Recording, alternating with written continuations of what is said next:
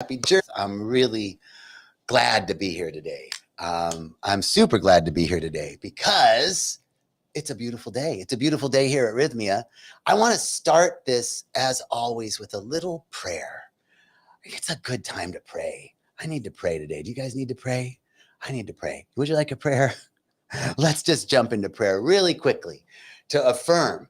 We just jump into this place of gratitude. If you can close your eyes and begin to sense the presence. Begin to sense that there's something more than the five senses can tell us. We turn away from this world of busyness and doing and spending and getting and all that late and soon, and we turn into this vast interior world, the world behind our closed eyes. And we begin to sense the presence, and we start with gratitude. I'm so grateful for this day, to be alive today, for no matter what's going on in life. I'm grateful. I'm grateful to be alive. I'm grateful to have another day. I'm grateful for another opportunity. And remember, I'm grateful to know that a bad day for the ego is a good day for the soul, as my teacher, Reverend Michael Beckwith, reminds me. So I'm grateful. I'm grateful for our teachers.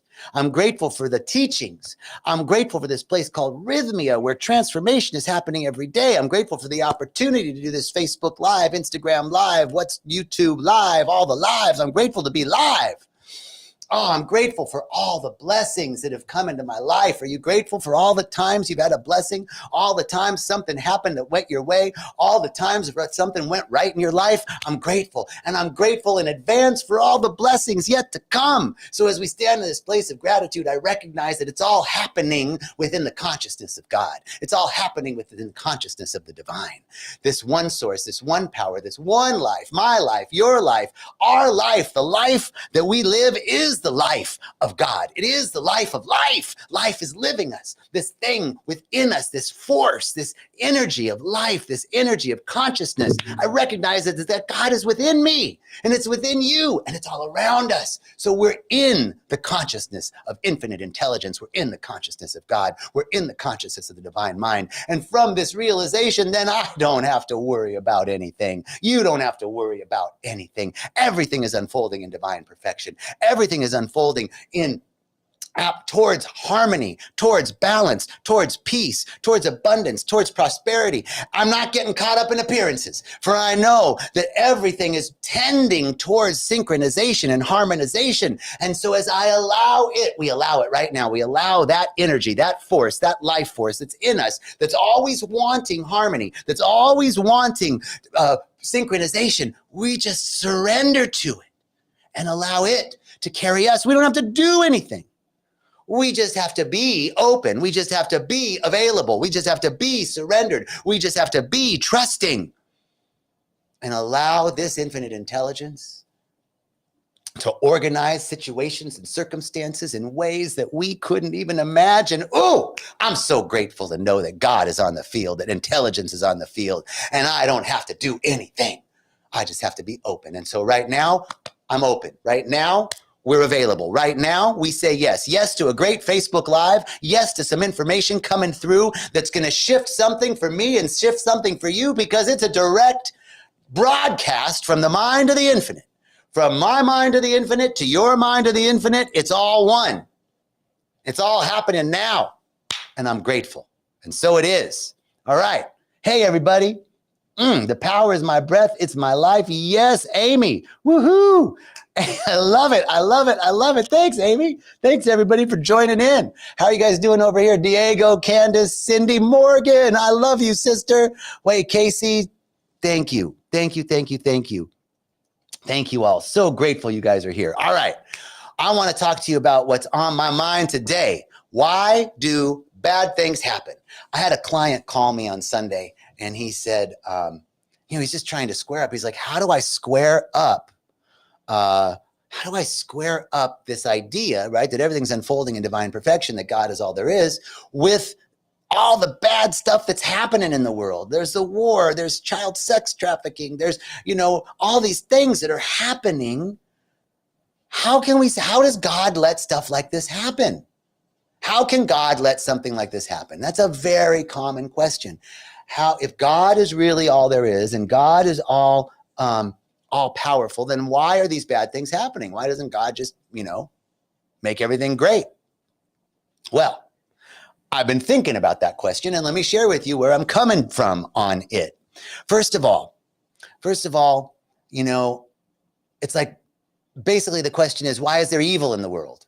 If God is all there is, why is there evil? So let me tell you this. There really is only God. Quantum physics, I love to rely on science. Quantum physics tells us that, that there is no absolute zero in terms of temperature.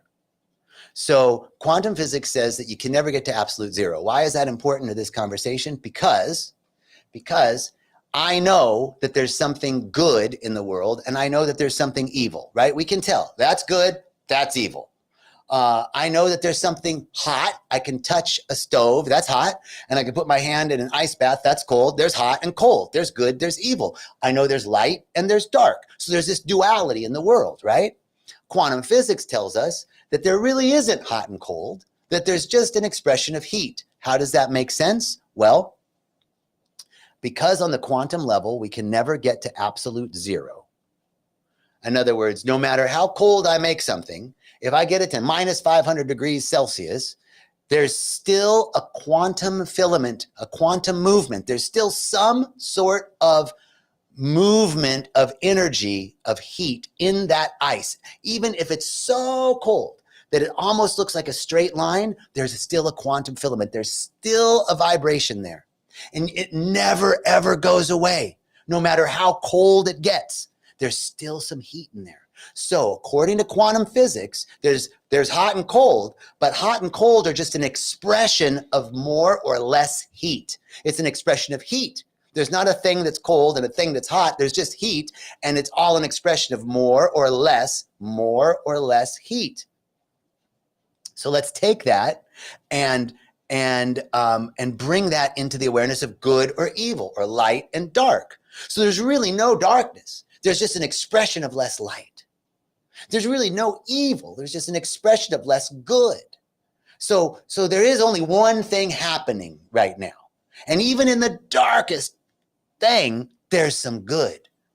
And so that's the first point, right? That we can never get to absolute zero.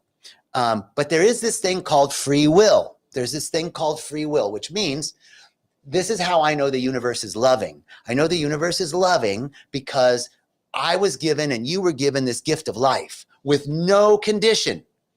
That's called unconditional love.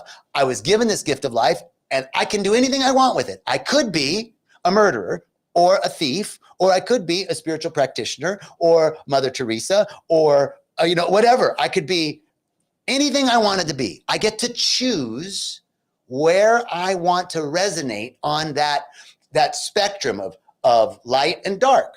Do I want to hang out more in the light, or do I want to hang out more in the dark? It's all God.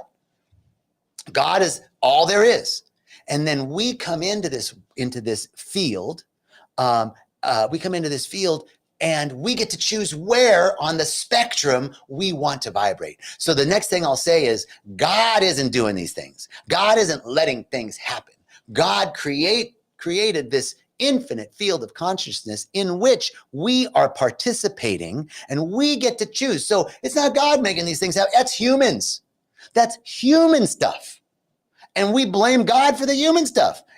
We were made in the image and likeness of God. Reverend Michael has a saying, I'll quote my teacher a lot. He has a saying that says, we're created in the image and likeness of God, and we've been trying to return the favor ever since. In other words, we're putting all this human stuff on God. Well, no, that's not God. God's just love. God's just light. It's all God. We get to choose. Oh, I'm going to choose to participate in less light. That's my choice, or your choice, or whoever's choice it is. So there's this spectrum. There's this octave, these octaves, these registers of life. Where do you want to participate? You're choosing to participate in watching something, hopefully, that's uplifting. You're choosing to work on yourself, to explore your blind spots so that you can be a beneficial presence on the planet. You're choosing to tend towards opening up to more light, more or less light, more or less heat. It's all an expression of God. Just how much or how little of that do you want to express? That's the next point. Now, are there these evil things in the world? Well, I would say, we see a lot in ceremony here at Rythmia. We see a lot in ceremony where people feel like there's an entity, like they have something that's glommed onto them. And I say there are entities that glom onto us, but they're not good or evil. They're actually our own thought forms.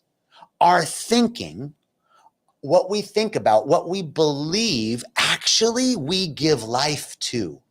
So the things that are bad that are happening in the world are really an expression of our own fear, doubt, worry, lack, limitation, not enoughness. It's an expression. Those demons that are out there chasing us, we created them. I had a vision one time in ceremony. I was sitting in the center of this space, right? And there was this like mist, circle of mist all around me. It was open at the top and open at the bottom, but around me was this circle of dark mist. And there are all these like evil, weird entities like emerging and falling back into the smoke all around me. And on the other side of that, I knew was the light and the love of God.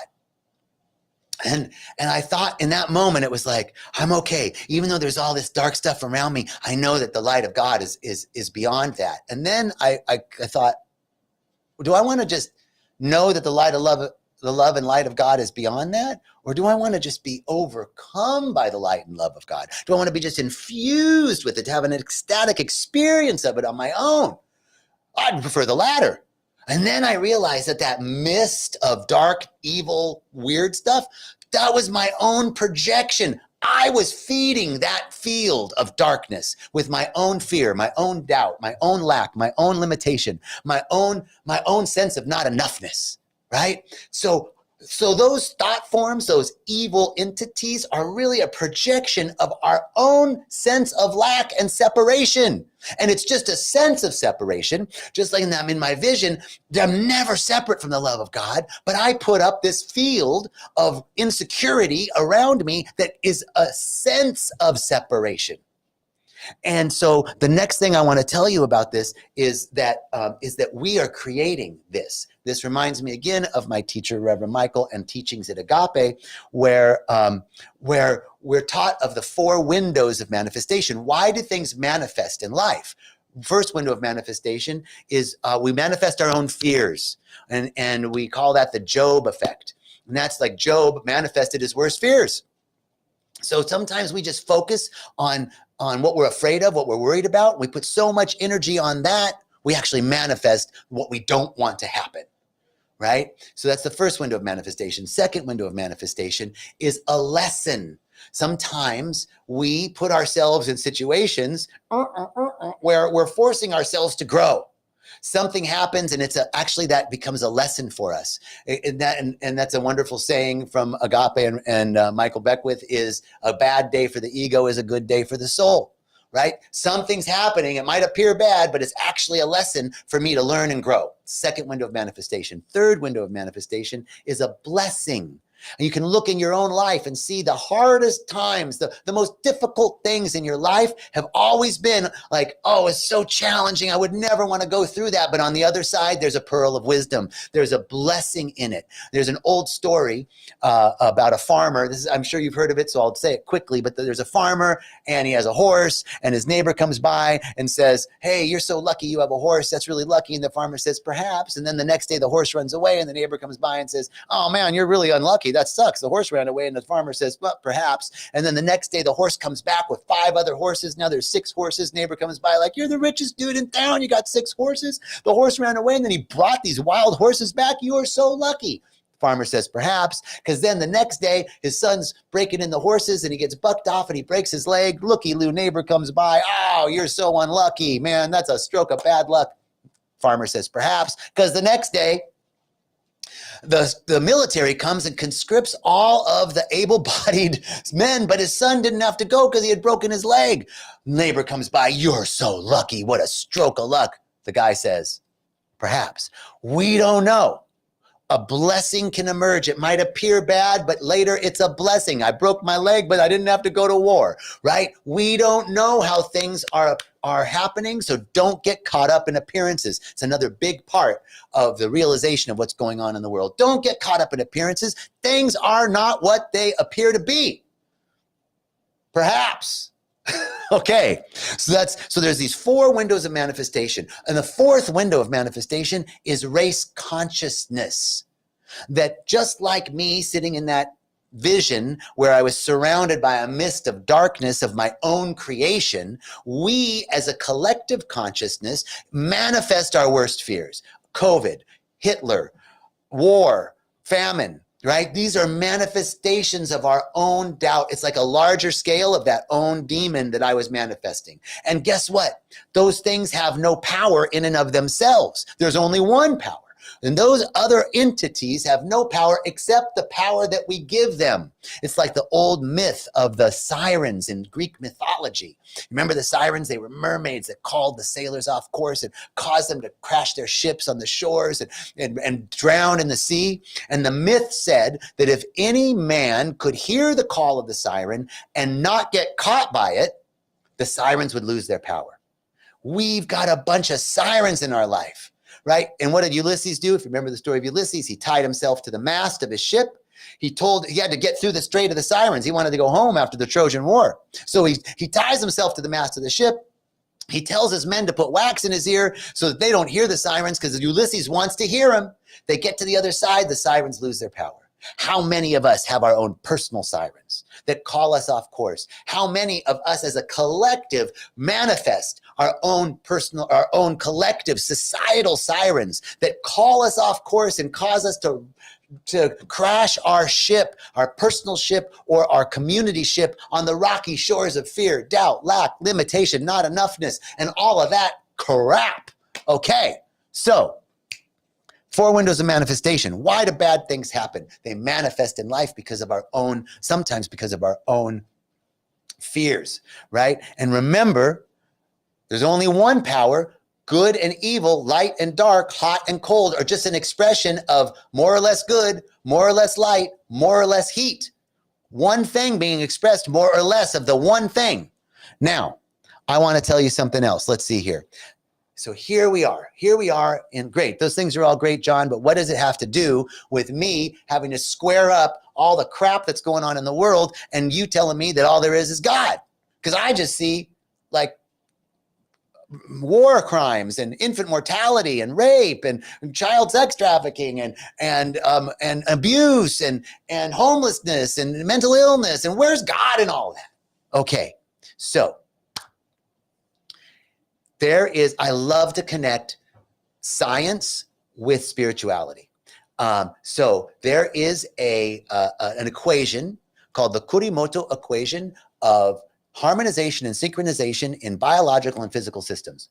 Bam, the Kurimoto equation. It's an undergraduate physics experiment, and it shows that all biological systems and all physical systems seek homeostasis. They seek synchronization and harmony. Everything is seeking harmony. Everything is seeking balance. So if it's out of balance, it's seeking balance. Right now, you see increased hurricanes coming up, higher powered hurricanes and different weather patterns, and things are changing. Oh my God, that's so bad, right? Yes, we're affecting the climate. But guess what? That's an expression of a system that's out of balance, seeking to come into balance. The earth is this biological system, a physical system, and it's too hot at the equator. So it's creating bigger storms to move the heat up from the equator into the cooler regions. That is actually a system seeking harmony. How are we going to see it? Whatever we see, don't get caught up in appearances. Things are not what they appear to be. Perhaps it's good. Perhaps it's bad. Perhaps everything is tending towards harmony. Everything is tending towards balance. Everything is tending towards order, right? So don't get caught up in appearances. So no matter how bad it looks, we're not getting caught up in appearances because that's the world of change. That's the world of effects. That's the world of coming and going and getting and spending and late and soon. And that energy, that universal energy that's never destroyed, never created, never born, never died, that is the energy of the first law of thermodynamics that's neither created nor destroyed, but transferred or conveyed into various forms. But guess what? That's a changing world. And if it's changing, it's not true. What's true is real. What's true is enduring. What's true is unchanging. The truth is always the truth. The truth doesn't change. The truth is always the truth. So if the truth is that there's one source, one power, and it's always tending towards order, always tending towards balance. All systems seek order, harmony, and balance. Then no matter what disharmony I'm seeing on the planet, you and I are going to hold the consciousness that we know that that's a biological or physical system that's seeking synchronization and harmony. So I know, for example, that confusion is always the precursor to clarity, that fear is always the precursor to courage, that disharmony is always the precursor to harmony. It's all seeking to emerge, and it's all happening now. How do I know that? Here's a great example from my good friend Panache Desai. He shared with me one day, you're on the ground floor of a hurricane, and it's chaotic, and then and crazy, and not safe, and no safe harbor. And then you get in a plane, and you're looking down where the hurricane was, and you see the order, the grid of the streets, and the houses, and the trees, and the parks, and there's some order, right? So chaos when you're on the ground floor. You can start to see order from the airplane, and then you get on the space station, and from the space station you see the Earth. Oh my God, the orbital perspective, as my good friend Ron Guerin calls it. And you see this beautiful planet spinning so peacefully, and the blue and the green and the white of the hurricane going around. It almost looks harmonious. It is harmonious. So from the space station, you see harmony. From the plane, you see order. From the ground, you see chaos. Chaos, order, harmony, all happening at the same time. Don't get caught up in appearances. It looks chaotic here, but at another order, from another perspective, there's harmony, there's peace. We got to hold that. This is our job as light workers and light warriors on the planet, as people who want to be a beneficial presence on the planet. We are there to hold the high watch, to hold the vision that we know that it looks disharmonious now, but harmony seeking to emerge. So we have to remember that everything is tending towards order, harmony, and balance. So when we see these bad things on the planet, we don't wring our hands and go, everything's going to hell in a handbasket. We go into prayer. We go into a being consciousness that everything is tending towards harmony and order and balance. And it's from that place of being, that consciousness of awareness, that then inspired action falls out of it. Maybe you're a lawyer and you want to help with immigration issues. Maybe you're a doctor and you want to go work with Doctors Without Borders. Maybe you have a desire to become a politician all of a sudden and bring something new to this. There's a call to action. There's a inspired action that falls out of a way of being when I know that everything is seeking order, harmony, and balance. When I know that things are manifesting either because it's a worst fear, or because it's a lesson, or it's a blessing, or we're manifesting out of our race consciousness, and because I know that there are no power other than the one power, and anything other than that one power is a thought form or an entity that I am giving life to. So here's how I know that everything is working out. Here's how I know when I can say rock bottom, everything is unfolding in divine perfection. John, how can everything be folding in divine perfection when there's all this shit going on in the world? Because all systems tend towards order, balance, and harmony. It's a mathematical equation. I love that. How do I know that God is all there is? Because quantum physics shows us that there's no such thing as absolute zero, that cold is just an expression of less heat, man. So evil is just an expression of less good, and we're going to be the ones that bring more good into the world. Here's the other thing that I got to tell you. Don't lose hope. Don't lose hope, because it only takes a small number of people to change the whole consciousness. Have you ever heard of a story called it's a book called The 100th Monkey. Really cool study that was done, I think in the 50s or 60s, of these monkeys. These scientists were studying these monkeys on the uninhabited islands of Japan. And they'd go through and they'd throw out these sweet potatoes on the shore, and the monkeys would pick them up and they'd be all sandy and they'd eat the sweet potatoes. Well, one day, one monkey starts to wash her sweet potato. And then little by little, the monkeys in her little group start washing their sweet potatoes. And on that island, more and more monkeys start washing their sweet potatoes. And when the 100th monkey on the one island washed its sweet potato, all the monkeys on all the islands started washing their sweet potatoes. This is the way consciousness works. We're all connected. Martin Luther King Jr. said, we will not have peace on earth until we realize the interconnected nature of reality. We are all so connected. We are all part of that oneness, that one source. And when we choose to lift our vibration, as we rise, we call all things unto us. That is a statement by Jesus the Christ, who is speaking the truth. As one rises, we all rise together. So don't lose faith. Don't think me picking up that piece of plastic on the beach isn't going to do anything, because every little bit that we do adds and increases the consciousness. It multiplies and expands the consciousness, right? And as we expand the consciousness, things shift. In Greg Braden's book, The Divine Matrix, he talks about this study that was done with meditators. They went into small communities, and it's like 8 to 9%. If you have less than 10% of a community meditating. So this is what they did. The study was they sent meditators into these small communities, and they measured, murder, theft, domestic violence, rape, robbery, all these crimes, all these crime statistics. So they'd send a group in to meditate for a week, and while they were meditating, all the crime statistics dropped. And then when they went to the next town, the other town that they left, the statistics raised, and the town they went to dropped. And they found that there was this ratio, 8%, if I'm remembering correctly, of what's required to shift the consciousness, the 100th monkey consciousness, that all we need to do through one individual awakening at a time, through individual transformation, we create a world that works for the best and highest good of all. Through individual transformation, through you doing you working on you, you're giving the best gift to the universe ever, because you're shifting the consciousness moment by moment. Sorry. Okay, are we back live again? All right. Okay, cool. So, I don't know. What time is it? It's been a half hour. I think we're good. Am I missing anything? Let me check my notes. So, the last thing I want to share with you.